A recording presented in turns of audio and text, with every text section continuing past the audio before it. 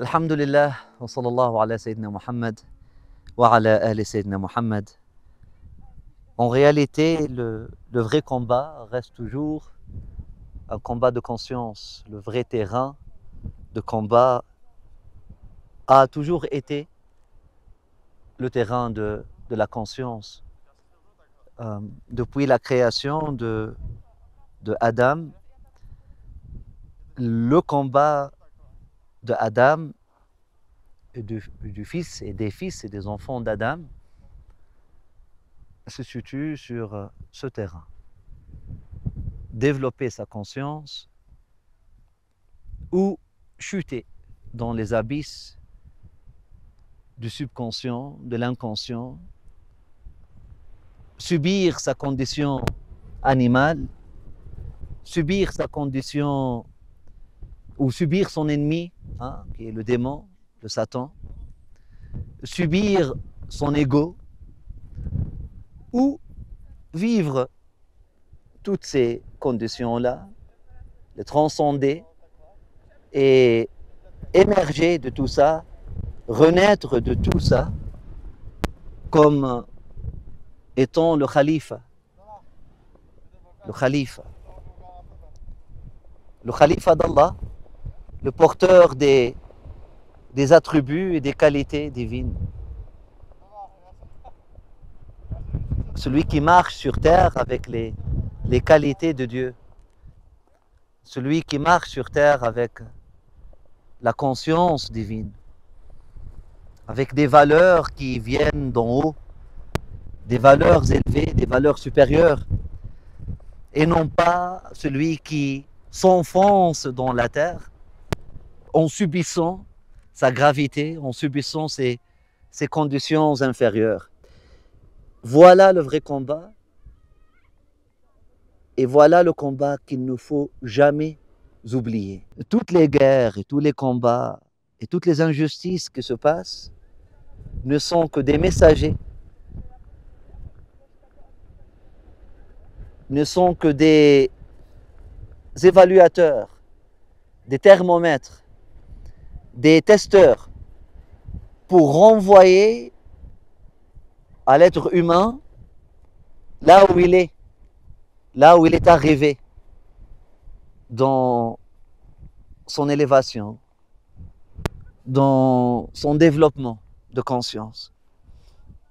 Et là, malheureusement, on peut constater, l'être humain aujourd'hui peut constater en regardant qu'est-ce qui se passe autour et en entendant le discours qui se propage facilement et qui trouve des partisans partout, à l'est, à l'ouest, en Orient comme en Occident, chez les juifs, chez les chrétiens comme chez les musulmans. On trouve que, waouh, on est très loin. On est très loin.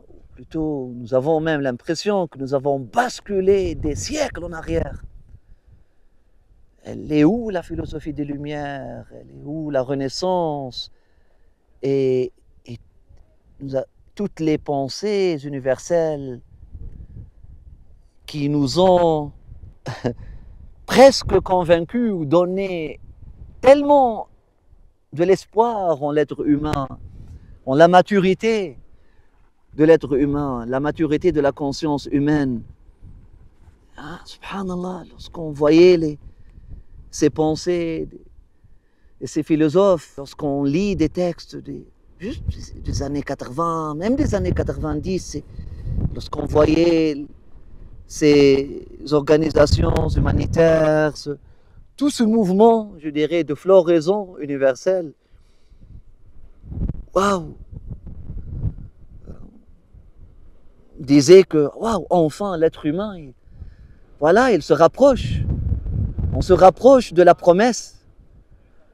On se rapproche de la promesse que Dieu a donnée à Adam lorsqu'il a dit, Adam, ta mission sur terre, c'est de grandir et devenir le khalife. L'humain qui saura dépasser ses conditions inférieures et vivre sa mission supérieure. tout en marchant sur terre. L'humain qui saura marcher sur terre, pied sur terre, mais cœur au ciel, avec une conscience élevée, avec des valeurs supérieures. Et subhanallah, on peut constater malheureusement que les textes et les messages qui se propagent le plus et qui trouvent le plus de partisans sont des messages du Moyen-Âge, dogmatiques de religieux. Chaque groupe se cache derrière ses propres prophéties et chante son propre Armageddon et sa propre version d'Armageddon. Et chaque peuple attend son héros à lui qui va l'aider à exterminer les autres et chanter victoire. Voilà, nous sommes les meilleurs, nous sommes le peuple élu, ou les enfants choisis, ou la nation choisie, ou la religion choisie. Les musulmans attendent la fin des temps pour que le Mahdi convertisse tout le monde en musulmans. Les chrétiens attendent la fin des temps pour que le Christ tue tous ceux qui n'acceptent pas son sacrifice pour leurs péchés. Les Juifs attendent la fin des temps pour des choses très similaires, pour leur Messie, leur version à eux. Et chacun, en quelque sorte, agit dans la direction de sa prophétie, ou de la prophétie qu'il veut réaliser. Et une condition malheureuse pour la conscience humaine, mais vraiment c'est on dirait le Moyen-Âge. Ça rappelle croisade, ça rappelle ce temps-là et ces temps-là.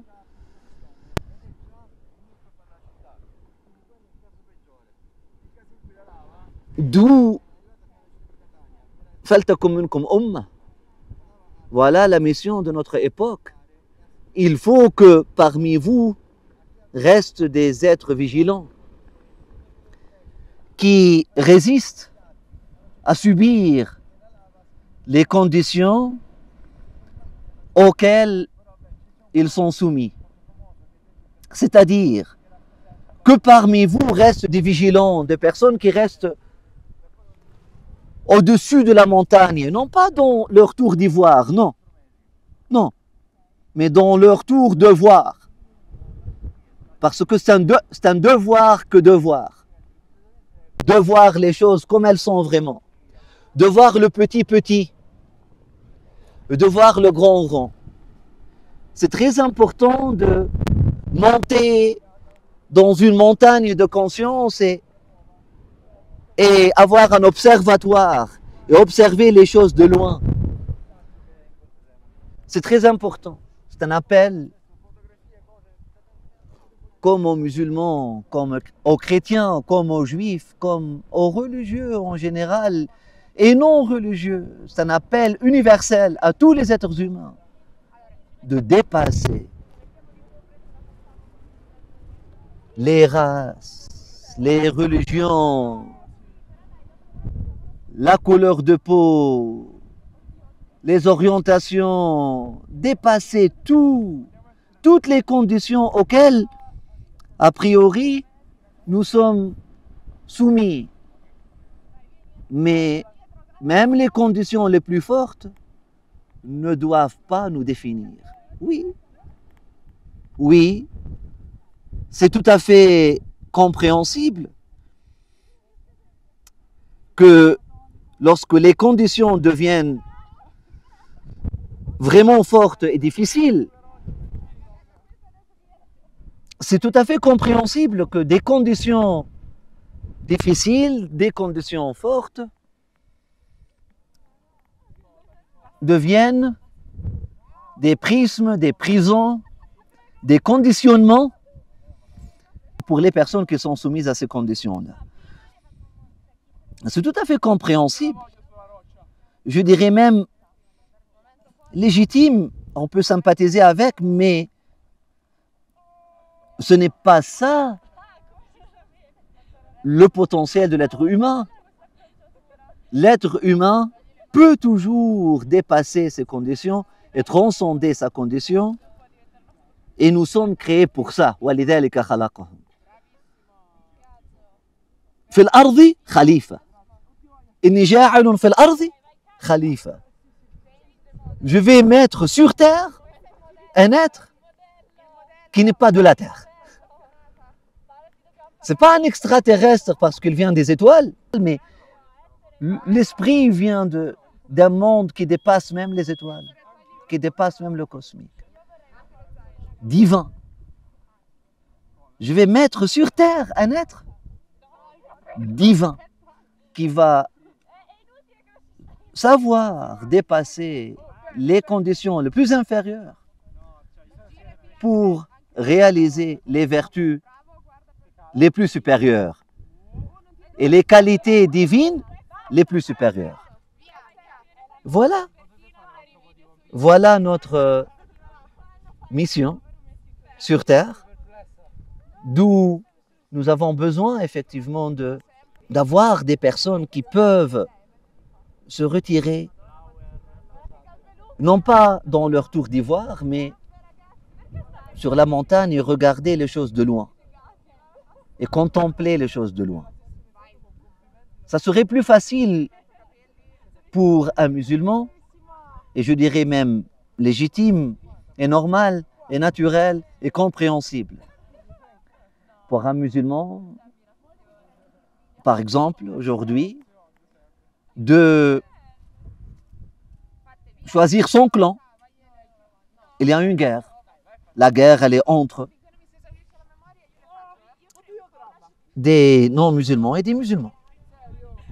Donc, je vais prendre parti avec les musulmans.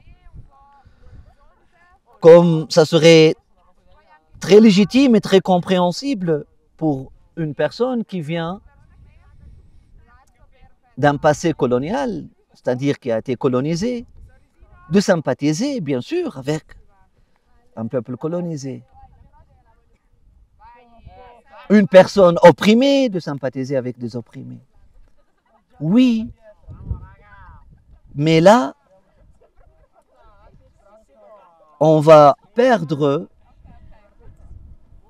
de vue le combat le plus intéressant, on va perdre la guerre avant même de la commencer.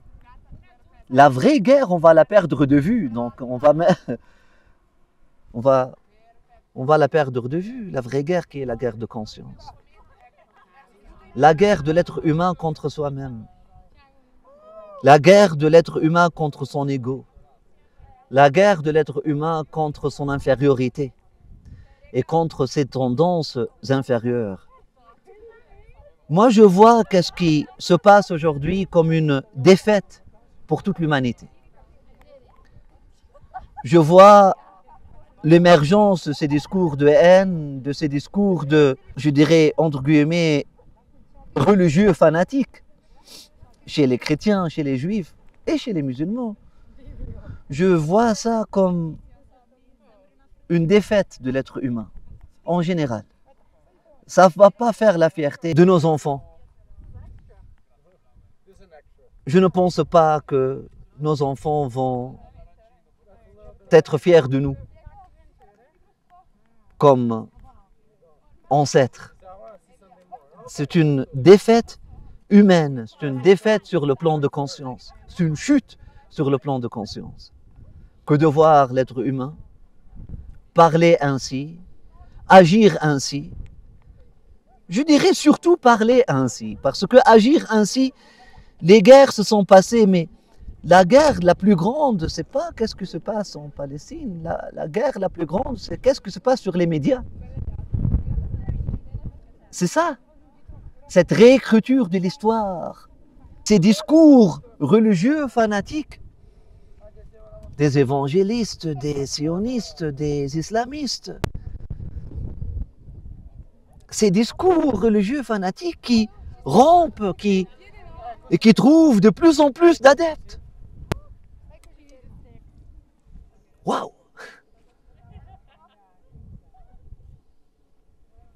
à l'ère de l'ouverture, qui est censée être l'ère de l'ouverture du troisième œil, qui est censée être l'ère de la conscience supérieure, qui est censée être l'ère de la conscience.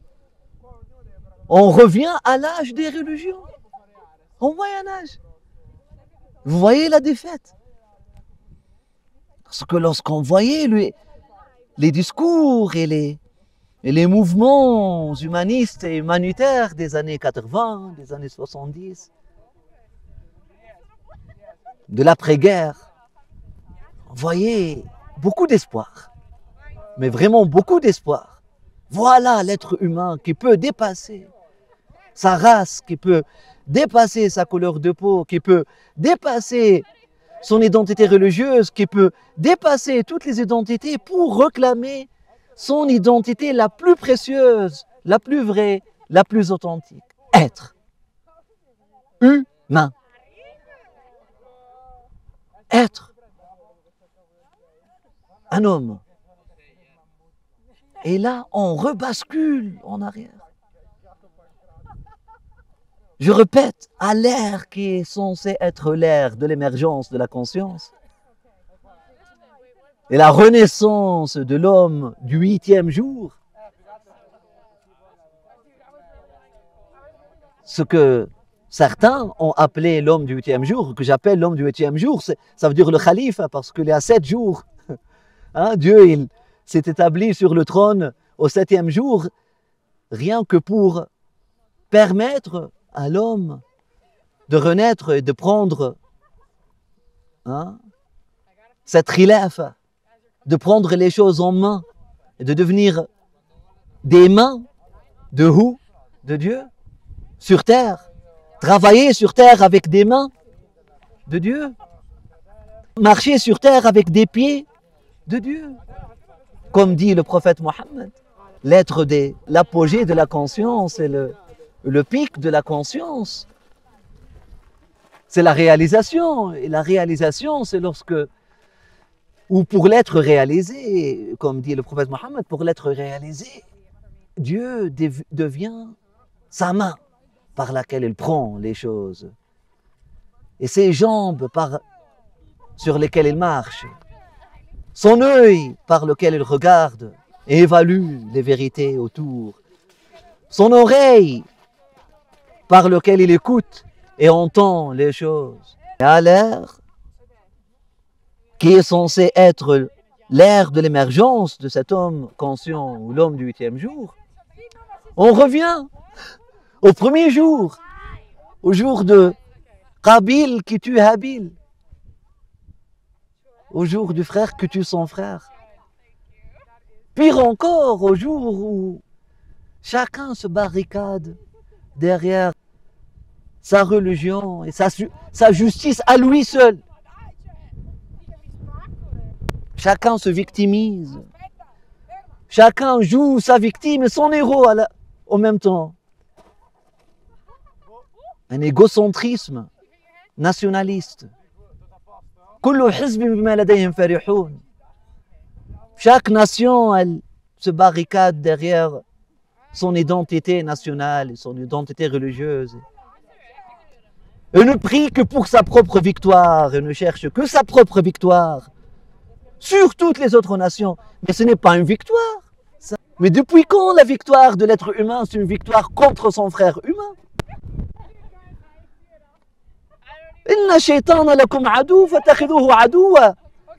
Dit le texte de la Révélation. Vous n'avez qu'un ennemi. La seule victoire, c'est lorsque tu peux vaincre ton ennemi. La victoire de l'homme, lorsqu'il peut vaincre son ennemi, Shaitan. Shaitan, c'est qui Shaitan? C'est quoi Shaitan? Ça consiste en quoi, ce shaitanisme? C'est cette programmation neurolinguistique que nous avons tous aujourd'hui. Ana khayrun minhu. Je suis meilleur que lui. Je suis meilleur que l'autre. Ah, mais quelle victoire! Est-ce que Qabil était victorieux contre Habil lorsqu'il a tué? Mais non. Mais c'était une défaite. Mais c'était la défaite par excellence, car là, il a prouvé à son ennemi que son ennemi avait raison et que son père avait tort. Et que, en tant qu'être humain, il n'est pas digne d'être le porteur des attributs divins et des qualités de Dieu et être le khalifa. De quel peuple élu parle-t-on? J'aurais bien aimé, on aurait bien espéré voir des qualités des élus. De quel umma élu, khayra umma parle-t-on? Arrêtons de chanter ces chants malheureux. Les musulmans qui chantent le chant de nous sommes la meilleure des nations. Et les juifs qui chantent leur chant, nous sommes le peuple élu. Et les chrétiens qui chantent leur chant de nous sommes le peuple du salut. Mais arrêtons ça. Et revenons tous à notre chant de développement de conscience, le chant dans lequel Dieu a semé nos graines par sa propre main, le chant auquel Dieu nous a invités, le chant que Dieu nous a donné pour cultiver. Revenons à notre chant et chantons le chant de Allahu Akbar. Allahu Akbar, ça veut dire Allahu Akbar. Ça veut dire Dieu est plus grand que tout ça. Ça veut dire que tu dois grandir, tu dois devenir beaucoup plus grand que tout ça.